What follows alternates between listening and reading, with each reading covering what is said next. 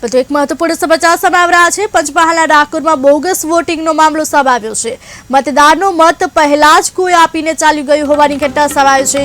58 વર્ષીય ખોડાભાઈ જો કે મતદાનથી વંચિત રહ્યા છે। પ્રિસાઇડિંગ ઓફિસરની કામગીરી પર હવે અનેક સવાલો ઉભા થયા છે। પ્રિસાઇડિંગ ઓફિસરની કામગીરી પર સવાલો ઉભા થયા છે। 58 વર્ષીય ખોડાભાઈ પણ મતદાનથી વંચિત રહ્યા છે।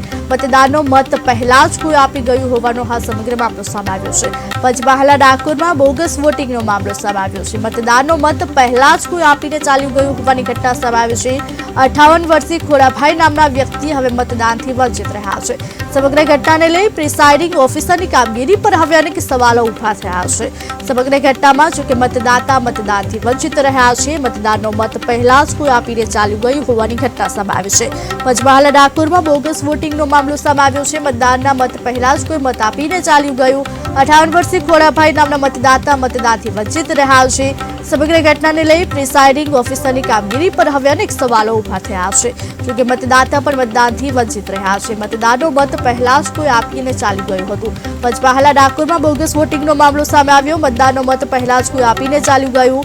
સમગ્ર ઘટનામાં 58 વર્ષીય ખોડાભાઈ નામના મતદાતા મતદાનથી વંચિત રહ્યા છે। હવે ઘેરથી હું ત્યાં આગળ મુખ્ય કુમાર શાળામાં વોટ આપવા આવ્યો તો લાઈનમાં ઊભો રહેલો તો વતી મારે નંબર આવ્યો।